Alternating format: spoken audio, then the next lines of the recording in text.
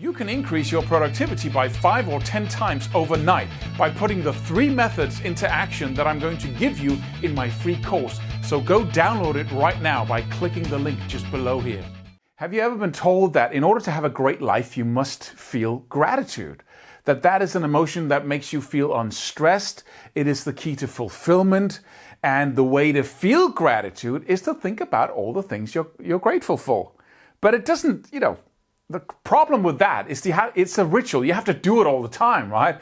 And if you don't, you're just going to drift into being dissatisfied with everything. So what is really the key? I'm going to give it to you in this video. My name is Claus Levin, and don't forget to subscribe and hit the bell button if you want original insights on personal development. That really makes a difference. So gratitude, what is that? Well, it's the emotion of feeling grateful for something, right? I'm so happy that is in my life. But the key to that is scarcity, is that stuff ends.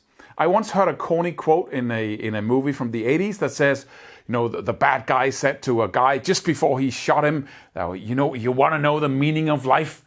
It ends, right? It's the fact that something isn't forever. It's the fact that something is scarce, that there isn't enough of it, that makes something being appreciated. And it seems so, really, Klaus? Yes. That's why, what's the meaning of life? It ends. You can find a lot of meaning in that and a lot of appreciation in that. That's why you need to hold death right here. You need to have it right in your face all the time, because we human beings have a tendency to feel immortal. Because it always, for most people, it's like they're the center of the universe. And without them, there is no universe, which is actually true on a very deep level. But so we need stuff to be scarce, or we need to not have, just think about it. You know sweets, right? Really great food that isn't good for you. It seems like such a great thought. What if I could eat that all the time? But have you tried eating that all the time? Right? It makes you miserable, right? Or you have a great experience of skydiving or whatever. Well, try doing that all the time, right? You're going to hate skydiving. Anything you do all the time, over and over again, is going to be something that you do not appreciate. It's going to be something that just reaches a level 0 when it comes to gratitude, because it's just there, right? So what is the key to gratitude? Is to make sure that you appreciate that things are scarce. That, okay, you got kids, but you don't have kids forever, right? How do you appreciate your family? It's because it changes all the time. And most people who have lived a whole life would go back, and if they relived it again, they would say, oh, I'm so going to enjoy my children when they're small because it ends. I'm so going to enjoy in the midst of having, big kids and puberty, right? In the midst of all that, everything that's hard about having kids that age, you're going to appreciate the fact that you are in it, that you are right there with that kind of struggle, because it ends, right? So that's the key to gratitude. The key to gratitude is not to walk around with a little list of what am I grateful for. You can do those. There's nothing wrong with that. But eventually you're going to stop doing those.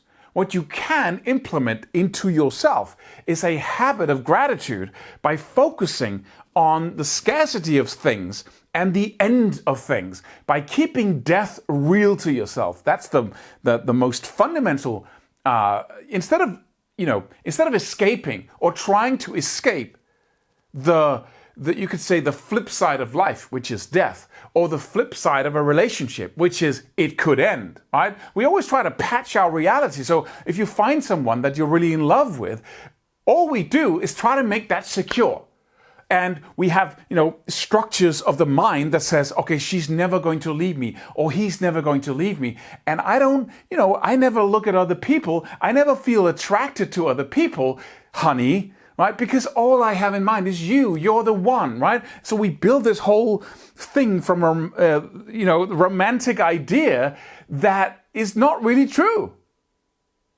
It's not really true. Why do we do that? Why do we lie to ourselves? Because we want to feel secure. We don't want to feel like she could leave me, or he could leave me, or she could feel that, or, it's a chaotic world. And we try to create a bubble that's not chaotic, that's not dangerous. But the price of that is that you stop appreciating things. You live in the illusion that your relationship is forever. That's guaranteed because that's how it is, right? You live in the illusion that having children is forever because it seems like that when you're in the bubble of parenting, right? It's an illusion. Everything dies. Right? Don't say that, Claus. Yes, everything dies. Learn to live with that. Grow from that. Become an adult that sees the world as it is. Perishable always, because in that, taking on that pain gives you gratitude. You can feel it right now, I know. The more in contact with the real world you are, the more gratitude you feel. Because you know and you live in the fact that everything dies, everything perishes at some point. You do, and everything do, every period of your life.